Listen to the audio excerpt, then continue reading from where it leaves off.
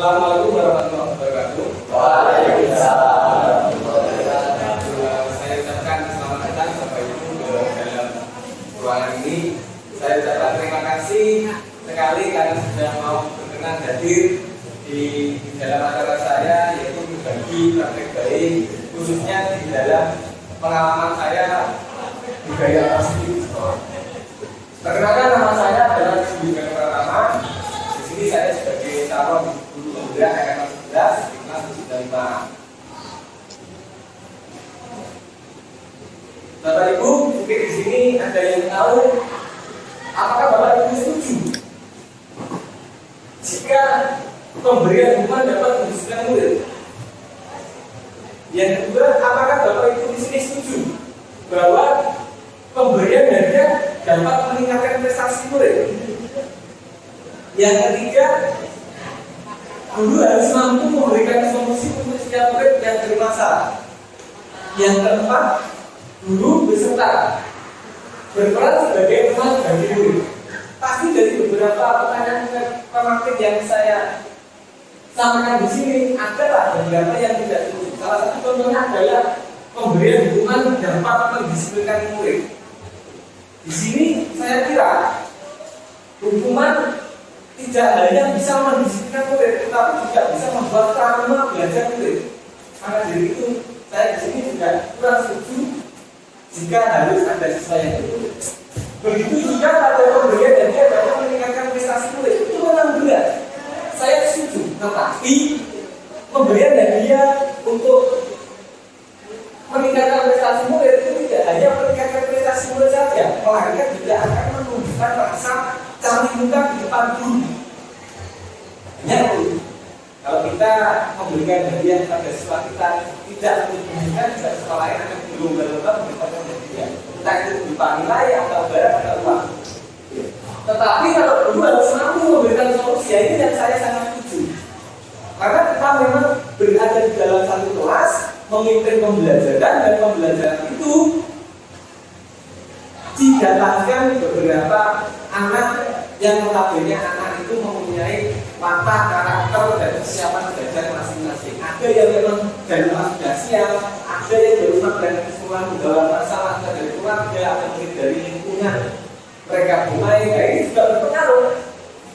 Disinilah peran kita sebagai guru untuk memberikan solusi bagaimana memecahkan masalah tersebut. Dan yang terakhir, guru berperan sebagai teman. Di sini teman di sini bukan berarti kita mau tiba yang diduga memang program, tidak seperti itu ya. Teman di sini bagaimana kita mendekatkan diri kepada murid mau bercerita selayaknya kita adalah teman. Kenapa? Kalau kita memberi batasan kepada mereka, sampai kapanpun mereka tidak akan berani cerita ke kita. Kenapa? Karena cerita kita, mereka cerita ke kita itu seakan-akan malah nambah masalah, bukan mencari solusi. Jadi di sini kalau bisa kita adalah sebagai guru juga merangkul mereka sebagai teman dalam bentuk positif. Sedangkan apa itu budaya positif? Budaya positif adalah perwujudan dari nilai-nilai atau keyakinan universal yang diterapkan di sekolah. Mungkin di sini ada beberapa guru yang pernah menerapkan budaya positif di kelas atau di sekolah. Mungkin ada di sekolah tapi mungkin anak belum pernah menyadari apakah ini misalkan budaya positif atau dia mengalir saja lah, memang ini bagian dari yang saya rasa saya dari nilai. Jadi di sini kita membuka nilai-nilai keyakinan yang sifatnya fleksibel atau universal. Nah ini konsep untuk menunjukkan budaya positif yang pertama ada disiplin positif. Yang kedua memotivasi perilaku manusia. Yang ketiga keyakinan kelas atau sekolah.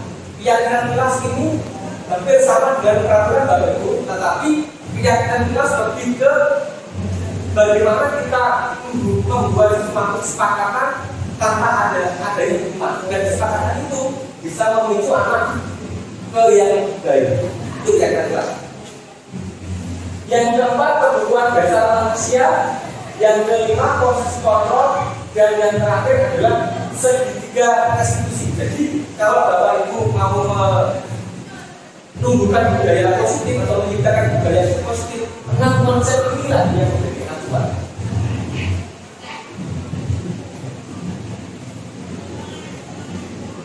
Ini ada beberapa misi dari Dr. William Glasser, di mana paradigma teori kontrol itu meliputi dari 4 misi. Apa itu ya? Yang pertama itu adalah ilusi dulu mengontrol murid, ilusi bahwa semua penguatan positif, efektif dan bermanfaat. Yang ketiga, ilusi bahwa kritik dan membuat orang merasa bersalah dapat menguatkan karakter. Dan yang keempat, ilusi bahwa orang dewasa memiliki hak untuk memaksa. Dan ini yang perlu kita ubah. Ilusi dulu mengontrol murid ini kurang tepat. Kenapa? Karena menurut diajar di Watara, murid itu sudah mempunyai anak itu terlahir sudah mempunyai haknya. Jadi tugas dulu itu adalah menegakkan garis lurus itu yang ada. Jadi nggak boleh itu dipaksa untuk bisa. Misalnya bisa matematika, bisa ini belum tentu murid itu dari sebelumnya. Jadi bakatnya itu adalah senia atau olahraga. Dan di sini kita nggak boleh mengontrol murid. Kita bolehnya itu apa? Bolehnya kita adalah memfasilitasi murid. Murid itu maunya kemana? Mau mendalami apa? Ini yang kita fasilitasi. Terus yang kedua, ilusi bahwa semua penguatan efektif dan bermanfaat dan sampai orang dewasa memiliki hak untuk memaksa. Ini yang saya kurang setuju. Orang dewasa maunya banyak pengalaman harusnya bisa mengarahkan, tidak untuk memanfaatkan pengalaman itu untuk mengatur yang kecil. Jadi kalau diterapkan apalagi di tingkat sekolah, siswa itu jadi bully yang tua menghargai yang muda. Ini juga sama, orang tua bisa membimbing. Terus disiplin positif Bapak Ibu merupakan salah satu cara penerapan disiplin dan tujuan untuk menumbuhkan kesadaran serta memberdayakan anak untuk melakukan sesuatu tanpa sogokan, ancaman maupun hukuman. Nah ini yang kita bahas tadi. Berarti disiplin positif itu memang diciptakan untuk merangsang pribadi anak menjadi karakter yang lebih baik. Karakter lebih baik di sini tanpa adanya embel-embel dia, tanpa adanya hukuman yang bisa notabene bisa membuat mereka malah trauma dan sebagainya. Nah ini disiplin positif. Nilai yang perlu kita tanamkan kepada mereka adalah nilai mengacu pada profil pelajar Pancasila. Ada 6 nilai di sini. Bapak Ibu bisa dilihat. Mohon maaf ini kelihatan ya. Nah di sini kelihatan. Yang pertama nilai yang kita tanamkan kepada mereka mampu mempunyai beriman, bertakwa pada Tuhan yang Maha Esa. Tujuan kita memberikan disiplin positif pada anak kita adalah mereka mampu mempunyai karakter beriman dan bertakwa pada Tuhan yang Maha Esa. Yang kedua, mereka memiliki karakter berkebinekaan global. Yang ketiga, mempunyai rasa gotong royong, kreatif, kritis, dan terakhir dan sampai terakhir adalah mereka mandiri. Mandiri di sini mampu mengelola pikirannya tanpa ada paksaan dari orang lain. Mereka itu mampu mengendalikan pikirannya bahwa saya ini hal yang positif, kalau yang ini hal negatif. Walaupun ada dorongan saya saja, tetapi kalau memang dia sedang mandiri mengelola pikirannya, diajar ke yang hal negatif, tadi sahabat atau siapa, dia tidak akan mau. Itulah yang disebut dengan mandiri. Ini yang perlu kita tumbuhkan kepada mereka, mempunyai karakter profil pelajar Pancasila.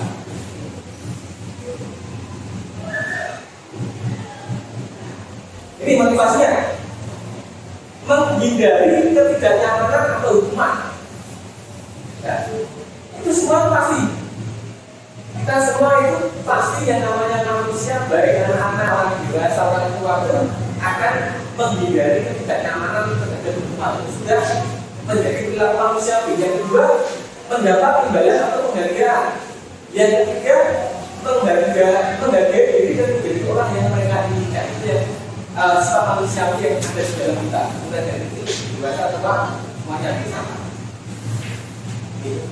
Merdeka, 17 Agustus merdeka. Bukan seperti itu maksudnya. Merdeka di sini terkait dengan konteks pembelajaran menurut Hajar Dewantara adalah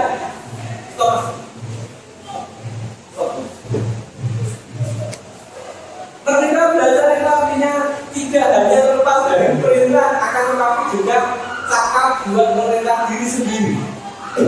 Hanya dua, bagi di sini merdeka belajar menurut Hajar Dewantara bukan berarti terus menang-menang, terus belajar sambil apa namanya sambil berlari atau mungkin belajar sambil mengganggu temannya.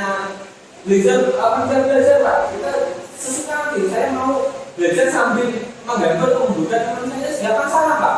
Tidak seperti itu. Jadi yang disebut dengan merdeka belajar di sini di mana kita belajar sesuai dengan kebutuhan mereka. Dari 30 foto dalam satu kelas, ada 30 siswa yang tetap pegang. Itu tidak semuanya mereka suka belajar menulis. Ada yang suka belajarnya sambil mendengarkan musik. Ada yang suka mereka belajarnya sambil ngemil. Ada yang mereka belajarnya sambil diskusi sama temannya, sama-sama suka diskusi. Atau mungkin suka belajar di lingkungan terbuka seperti di tepi sungai, di danau atau sebagainya. Nah, itu kita fasilitasi di situ. Ketika belajar misalnya seperti itu. Kita belajar seenaknya seminggu masuk sekali juga.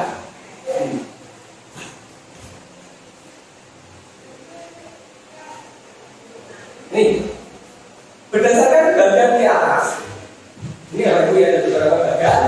Ini antara hubungan, konsekuensi atau restitusi. Di sini bagian yang ada di sini, sebutkan dari bagian tersebut.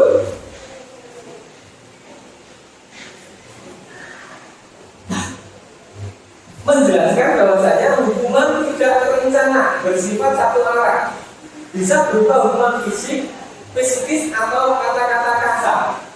Jadi di sini yang namanya hukuman tidak hanya push up satu kali, tidak hanya itu. Definisi hukuman itu baik secara fisik atau psikis atau bahkan jiwa itu juga berhukuman. Termasuk di sini berupa ancaman. Bisa tapi kalau kamu telat, nggak usah ikut pelajaran, itu adalah hukuman secara ancaman. Telat udah satu kali, mencatat saya tidak akan mengulang lagi 1000 kali. Nah itu namanya hukuman fisik. Lagi kata-kata kasar. Oh dasar anaknya pi. Nah seperti itu ya. Itu juga hukuman walaupun dia tidak melukai secara fisik, tetapi juga bisa melukai secara perasaan mereka.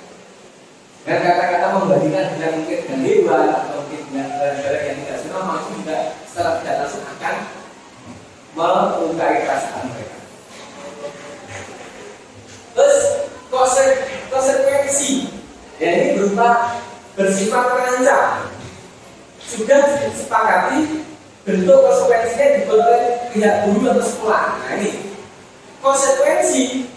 Ini tidak ada dengan siswa, tetapi itu sudah kita diskusikan antara kayak ini, Bapak Ibu, kumpul dengan saya bersama-sama.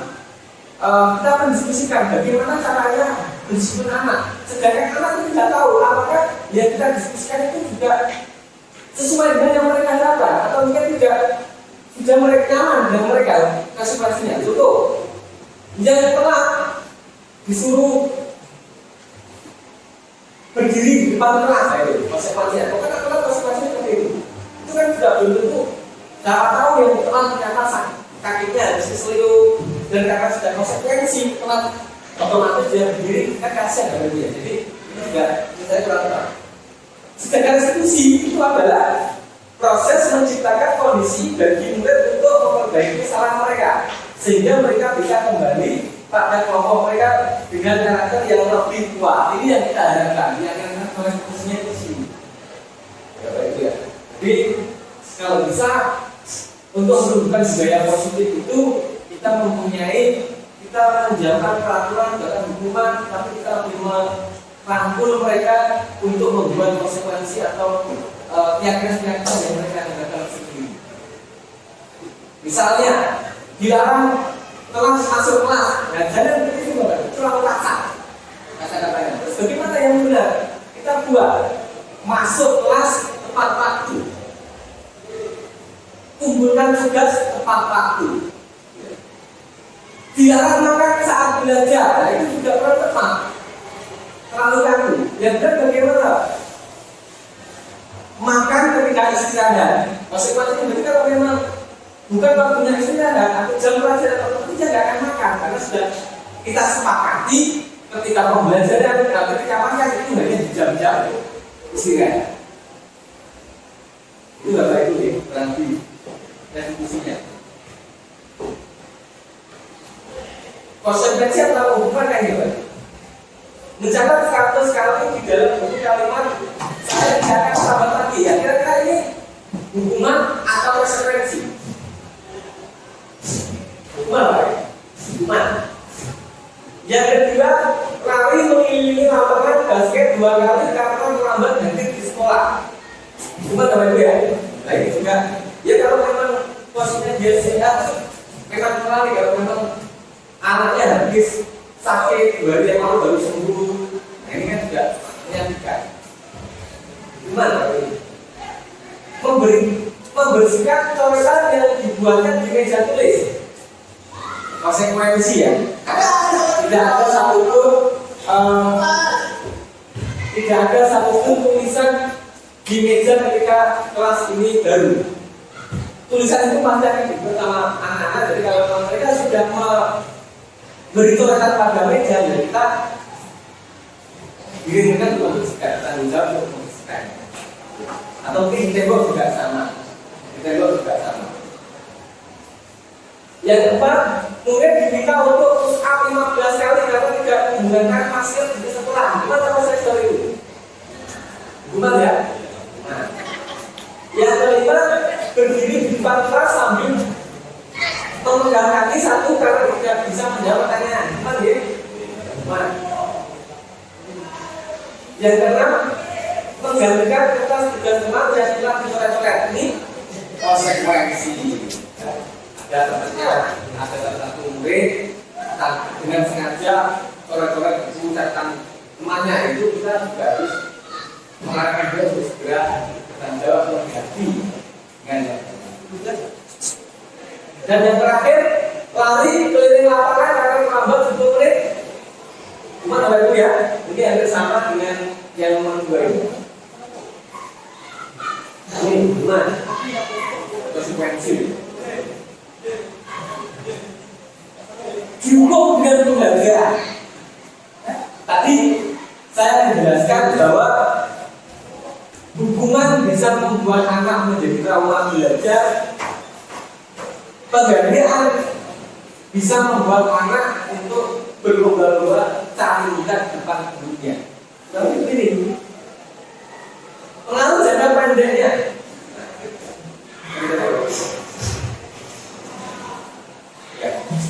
Pengaruh jangka pendeknya di sini, hukuman jangka pendeknya, penghargaan tidak efektif, penghargaan merusak hubungan. Dengan siapa? Bisa jadi dengan bersama teman, dengan guru juga bisa. Bisa jadi guru hari ini memberikan penghargaan anak, katakan jajan senilai 5.000, dengan potensi yang sama, anak yang berbeda dikasih jajan dengan nominal 2.000. Itu sudah dalam satu menimbulkan kecemburuan sosial. Walaupun yang kita baik untuk memberikan apresiasi. Hubungan penghargaan mematikan kreativitas. Itu gara-gara kita tujuannya satu. Kita belajar, kita berlomba tujuannya untuk mencari hadiah, bukan karena nilai nalar. Itulah penghargaan. Dan yang terakhir, motivasinya ekstrinsi. Motivasinya bukan karena cari ilmu, tapi motivasinya untuk cari hadiah. Jadi mohon untuk dipertimbangkan kembali terkait itu. Selanjutnya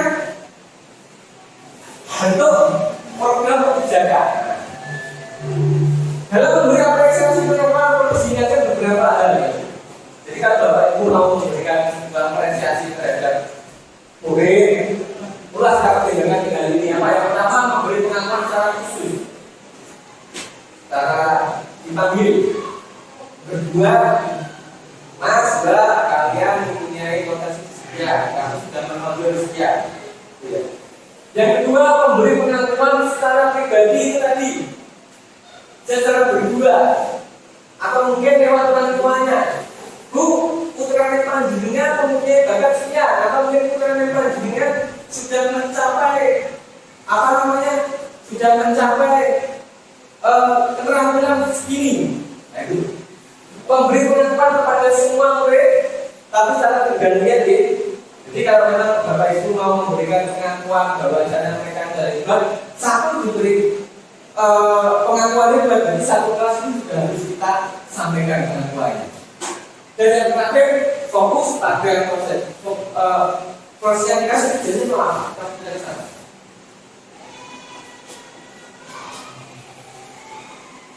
Ini contoh pengakuan, ya. Di sini ada pembuka, ada nilai itu. Di sini ada, ya, ada pembuka, ada nilai kebajikan, ada situasi. Ini pembuka kemarin saya perhatikan nilai kebajikannya rasa empati itu besar sekali. Dan yang terakhir situasinya adalah pada saat menolong murid baru kelas kita. Kami belajar bagian sebelumnya. Ketika itu,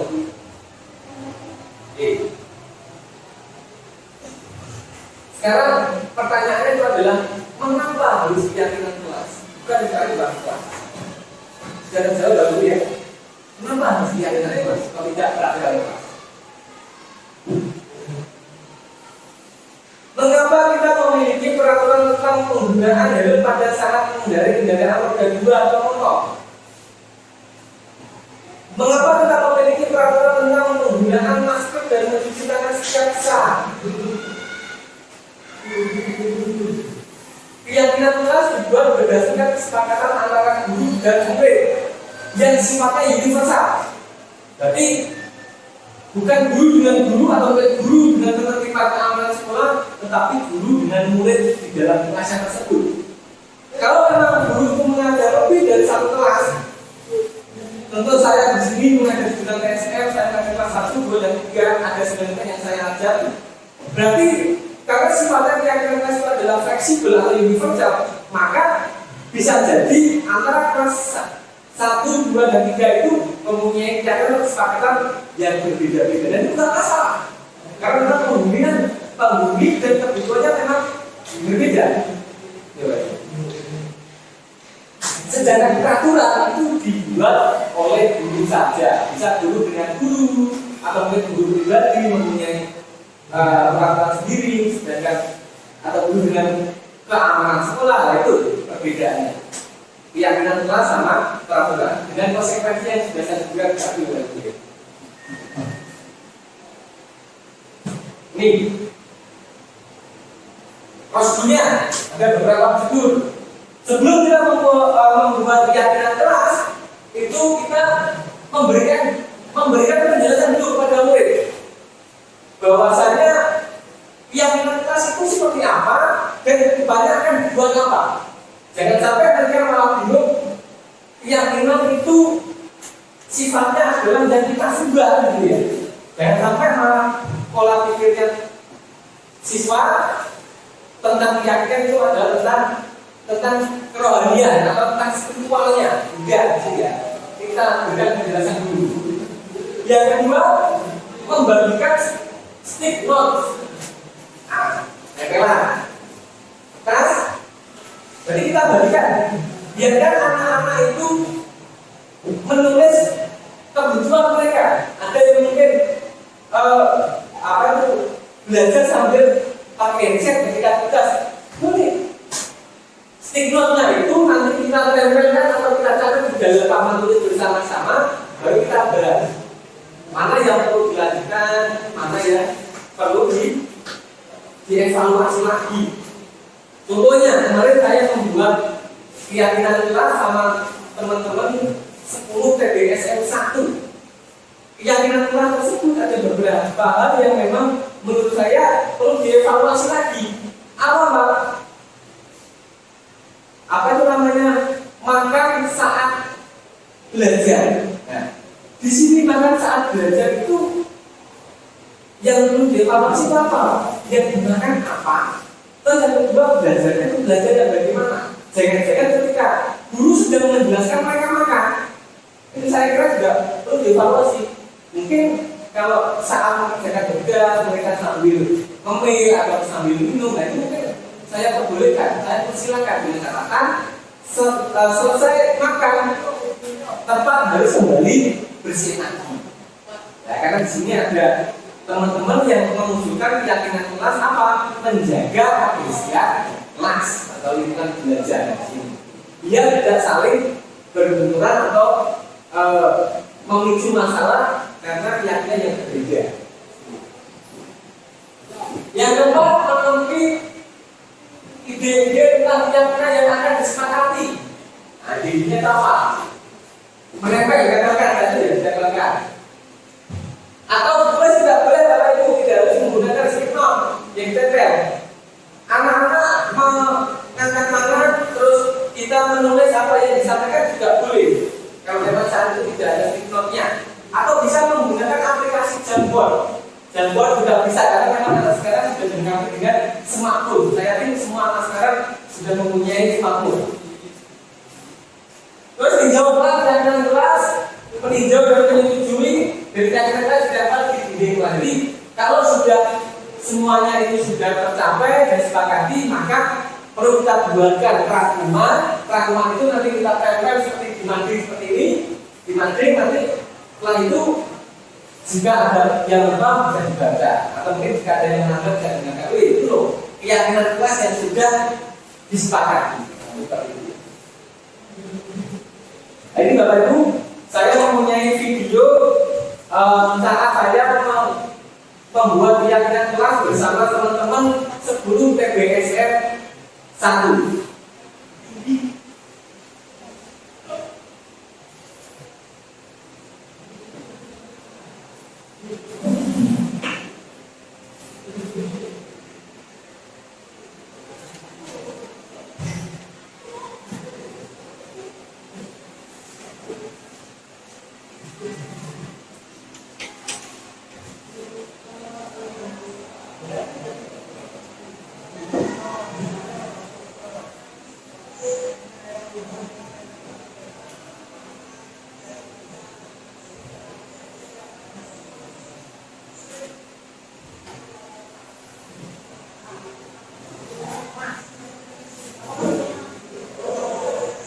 Benar Bapak Ibu? Benar ya? Ya.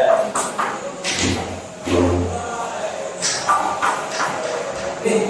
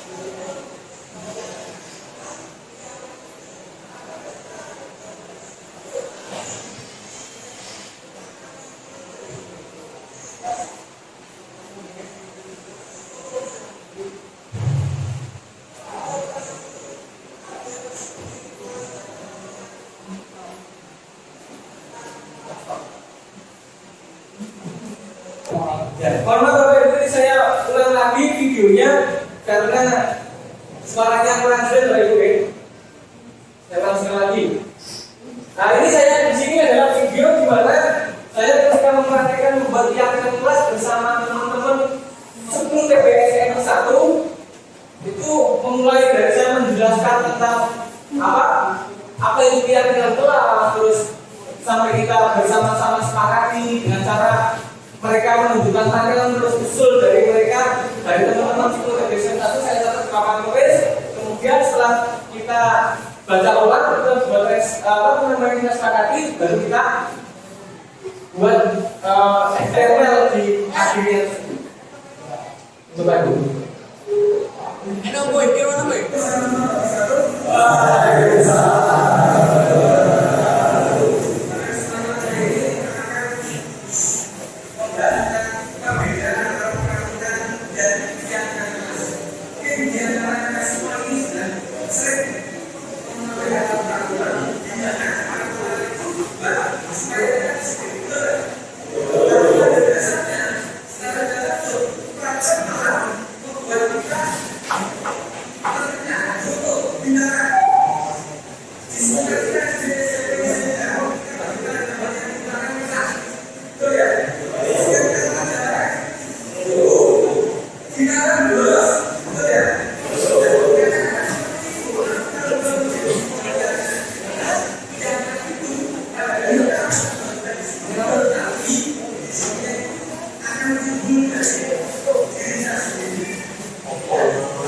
Oh ya, sorry.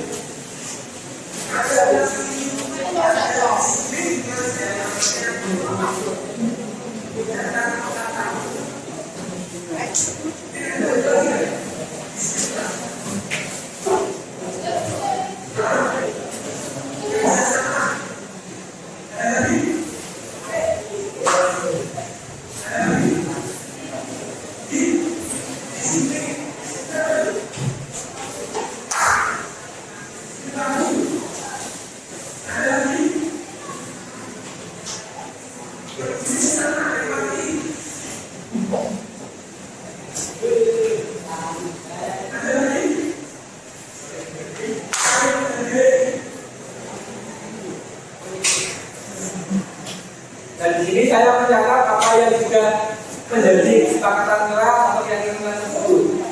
Ya, saya mencatatnya.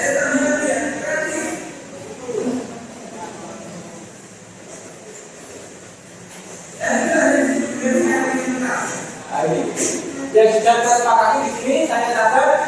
Nah, bisa menggunakan kata-kata sudah bisa loh. Jadi saya bisa berikan kemudian kita kumpulkan, kita bahas bersama-sama.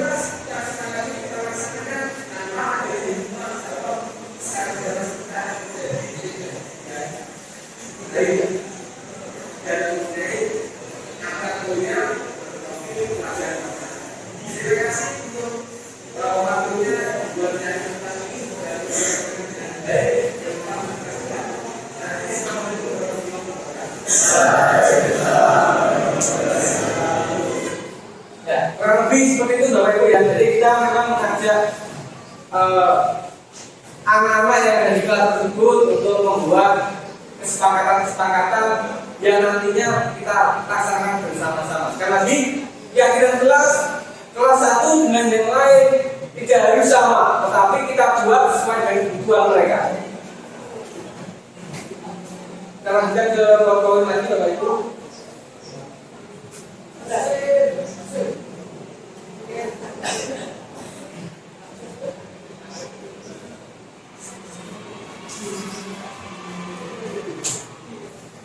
Ini 5 posisi kontrol guru, penghukum. Nah ini ya. membuat merasa bersalah teman, pemantau, dan manajer. Dari 5 kontrol ini pastilah ada yang perlu kita gunakan dan tidak perlu kita gunakan. Jadi penghukum sudah tidak waktunya sekarang. Ya, membuat merasa bersalah itu juga tidak waktunya.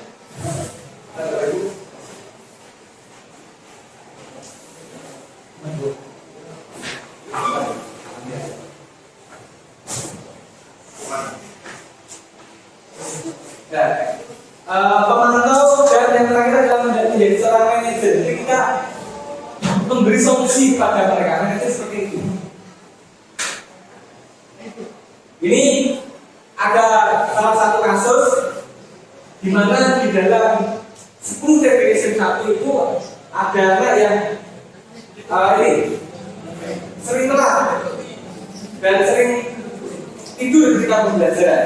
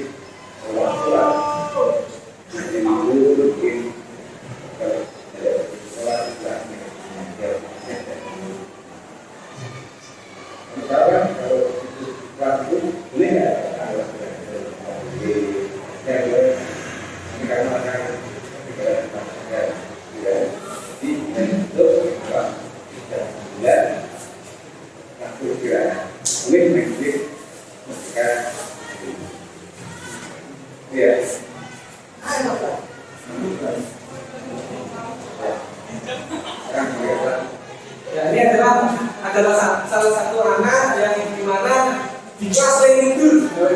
Setelah saya kaki, saya ajak ngobrol, ternyata dia terjebak gara-gara malamnya itu ini tidurnya terlalu lama, ya karena main game. Ini juga ada anak yang sering ngelami.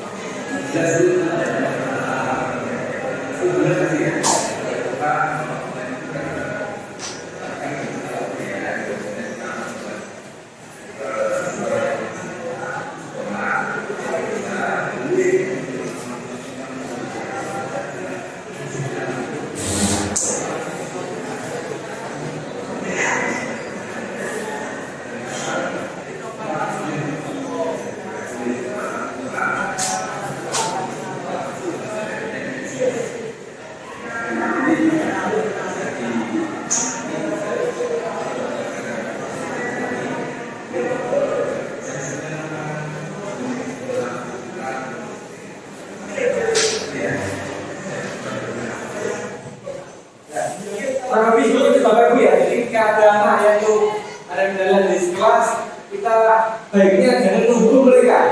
Kamu kalau sering tidur, usah 50 kali, jangan Bapak Ibu. Kita cari tahu dulu. Kita cari tahu dulu penyebabnya dia ketika belajar tidur itu apa. Anak sering telat, kamu telat, selesai pelajaran saya. Jangan seperti itu. Kita cari tahu dulu kenapa dia sering telat. Nah seperti ini, dan saya harapkan ini adalah mencari tahu ternyata kedua anak tersebut tidurnya terlalu malam sehingga susah bangun dan ngantuk. Kita kasih motivasi, kita kasih masukan dan saran untuk mereka bagaimana baiknya supaya tidak kelihatan tanpa diceritakan mereka. Sudah ada ini.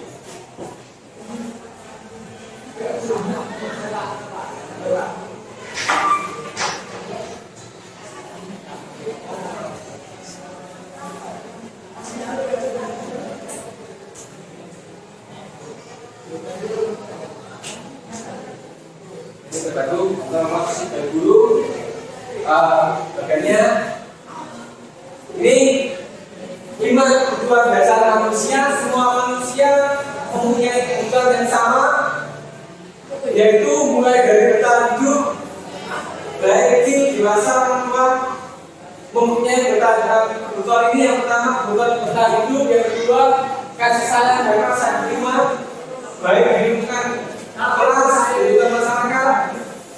Yang ketiga penguasaan, yang keempat kebebasan, dan yang kelima adalah kesenangan. Jadi kita juga harus, kalau bisa dalam kelas kita harus memenuhi 5 kebutuhan mereka supaya apa? Mereka nyaman belajar, senang belajar, proses belajar pun akan berjalan dengan baik. Ilmu yang kita sampaikan juga akan didengarkan dan akan dipelajari dengan baik juga. Ini ketiga, salah satu pertanyaan nanti. Yang pertama, aku senang main di jalan dengan ibu guru. Seru. Ya. Kira-kira ini apa? Masuk dalam apa? Aku senang main kejar-kejaran dengan bapak ibu guru. Berarti ini adalah kebutuhan dari mana baru ya? Apa? Senangan. Ya. Yang kelima. Karena dia jawabannya apa? Seru. Ibu kejar aku karena ibu guru sayang aku. Rasa disayangi. Aku hebat kan? Bisa dibikin ibu guru kejar aku. Kebetulan apa? Pengakuan atau rasa diterima. Dan terakhir aku bisa belajar mewarnai. Terus dalam terang. Kebetulan apa?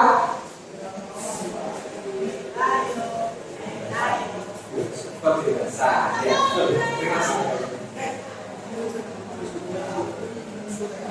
Restitusi sendiri adalah proses menciptakan kondisi bagi murid untuk memperbaiki kesalahan mereka sehingga mereka bisa kembali kepada norma mereka dengan karakter yang lebih kuat. Restitusi juga merupakan proses kolaboratif yang mengajarkan murid untuk mencari solusi untuk masalah mereka dan membantu murid berpikir tentang hal seperti apa yang mereka inginkan dan bagaimana mereka harus memperlakukan orang tersebut. Itu restitusinya. Ada dengan tahapan restitusi, yaitu validasi tidak salah, menanyakan keyakinan dan menstabilkan identitasnya. Itu yang kita lakukan. Kemudian, ini masuk contohnya ini. Guru berkata, berbuat salah itu hal yang manusiawi. Tidak ada manusia yang sempurna. Dan itu kata-kata yang menstabilkan ya. Ketika kita melakukan atau melakukan diskusi tentang salah tersebut, ini ya yang perlu kita sampaikan. Jangan sampai kata-kata yang kita sampaikan itu malah membuat dia merasa bersalah lagi. Gitu ya. Ini fantasi kedua. Salah satu contohnya adalah kamu bisa saja melakukan hal yang lebih buruk, tetapi kamu tidak melakukannya. Kamu pasti punya alasan mengapa kamu melakukannya. Apa yang penting bagi kamu? Kita gali dengan kata-kata yang lebih bijak supaya murid itu lebih leluasa kepada kita. Dan yang terakhir jadi menanyakan keyakinan di sini.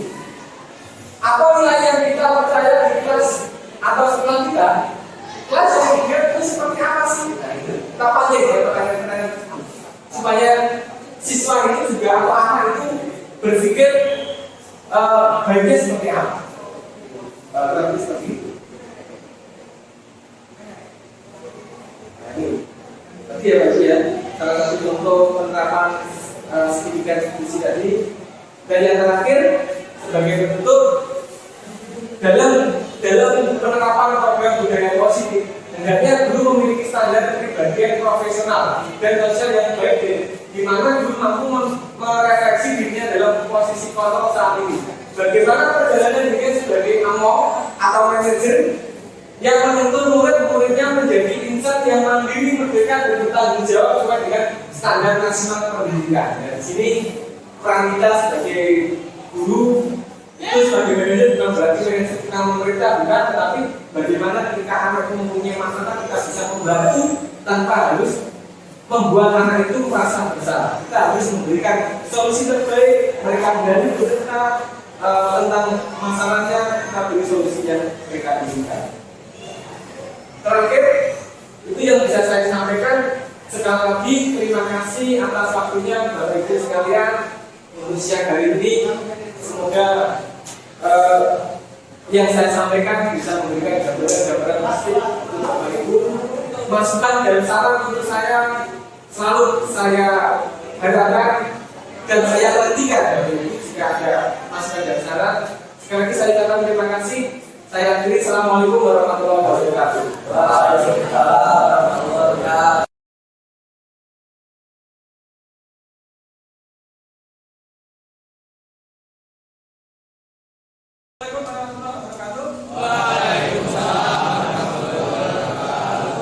Pada kesempatan kali ini kita akan membahas tentang perbedaan antara peraturan dan keyakinan kelas. Mungkin di antara kita semua ini sudah sering mengetahui kata peraturan, di mana peraturan itu dibuat supaya kita disiplin, betul kan? Tapi pada dasarnya secara tidak langsung itu peraturan malah membuat kita terkena. Contoh, dilarang. Disitulah kita SD, SMP, SMK, kita pasti kenal yang namanya dilarang menang, betul ya? Jika kita tetap jalankan, dilarang bolos, betul ya? Nah, kata-kata seperti itu, mari kita rubah menjadi sebuah keyakinan, di mana keyakinan itu pada dasarnya akan membuat kita disiplin, tetapi disiplinnya itu akan timbul dari diri kita sendiri. Ya, salah satu contohnya, pada kelas ini ada disiplin kelas yang namanya datang tepat waktu. Mungkin ada contoh lagi nggak? Disiplin kelas apa? Kerjasama. Ada lagi? Ada lagi? Disiplin. Disiplin apa dulu? Disiplin waktu. Ada lagi? Peduli sesama, empati. Ada lagi? Saling menghargai.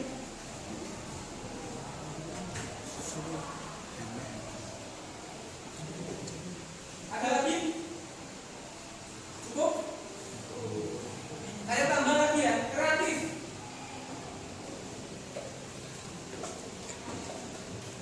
Dan inilah yang disebut dengan keyakinan kelas.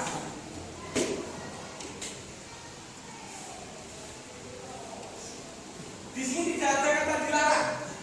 Tapi kalau memang ini sudah menjadi kesepakatan kita bersama, kerjasama, jadi kita sesama teman dilarang saling menjatuhkan. Kita harus saling kerjasama, saling membantu. Betul ya? Betul. Disiplin waktu. Kita harus tepat waktu, baik masuk kelas, tugas atau yang lain. Itu kita disiplin waktu. Peduli sesama, karena kita adalah makhluk sosial. Saling menghargai. Kita berbagai daerah, ada yang dari Baru, ada dari Bono, Sumberjo, Karo, Tuban, Lamongan, Bojonegoro.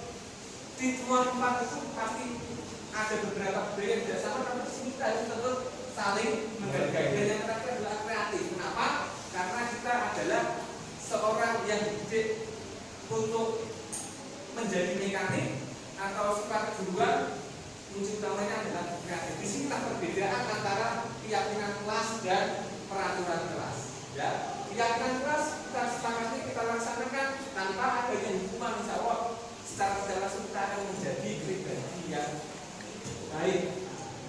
dan mempunyai akhlak mulia berprofil pelajar Pancasila. Terima kasih untuk waktunya buat melanjutkan kelas ini. Semoga bisa dilaksanakan dengan baik, bermanfaat untuk kita semua.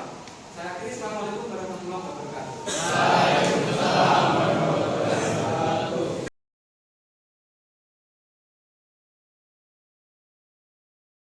Iya. Kamu tahu nggak saya panggil ke sini?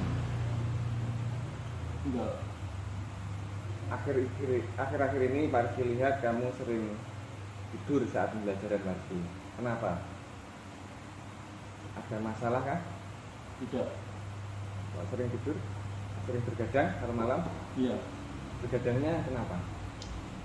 Mager, main game. Oh, main game. Jelas seru ini ya, main game. Iya. Sampai lupa tidur besok sekolah sampai keasikan itu. Iya. Oh gitu. Gak apa-apa, memang seru main game. Pak Rizky juga senang main game. Tapi ya perlu kamu ketahui Rizky, bahwa kamu itu adalah seorang pelajar dan mempunyai kewajiban untuk belajar, untuk sekolah. Jadi kalau bisa besok-besok lagi kalau main game tahu waktu lah. Iya. Di hari libur mungkin itu bisa. Tapi kalau hari efektif sekolah dikurangi main gamenya biar tidurnya tidak terlalu malam. Kamu tahu kan kalau tidur di kelas itu boleh nggak saat Iya. pelajaran? Nggak boleh. Nggak boleh. Kasihan kalau nanti kamu akan ketinggalan pelajaran gitu ya. Jadi mulai besok nanti malam jam 9 langsung istirahat. Boleh main game ketika hari libur. Iya. Itu ya. Iya. Terima kasih Pak. Makasih Pak. Minta maaf. Ya, sama-sama. Saya akan kembali ke kelas. Biar Mas Mana? Oh, Biar mana? Oke. Tahu kamu dipanggil Pak di sini? Tahu. Kenapa? Telat. Sering telat. Kenapa kok sering telat? Karena siang. Siangan. Jamnya kesiangan. Jelas itu hujan kemalaman ya. Iya. Kenapa kok sampai ke bulan malam? Karena ada sama-sama di kampung. Oh, teman-teman. Jelas itu program teman-teman kamu ya. Iya.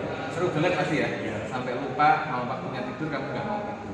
Tapi kamu harus tahu Brian, bahwasanya itu kamu adalah siswa yang masih sekolah. Kalau bisa boleh ngobrol sama teman-teman, memang seru. Tapi kalau bisa besoknya libur. Kalau memang besoknya masuk, ya kamu harus tahu waktu. Kamu ada kewajiban untuk sekolah. Dan kamu tahu nggak? Telat boleh nggak? Nggak boleh. Kalau kamu telat masuk sekolah, otomatis kamu telat masuk pelajaran yang lebih siapa? Sendiri. Jadi bisa ini bisa buat pelajaran kamu bisa dikurangi. Boleh ngobrol kalau jam 9 malam atau jam 9 malam pulang untuk hiburan istirahat. Itu ya. Iya. Ya, kembali ke kelas. Assalamualaikum warahmatullahi wabarakatuh. Setelah saya dikasih motivasi Pak Rizky, saya akan berubah menjadi lebih baik.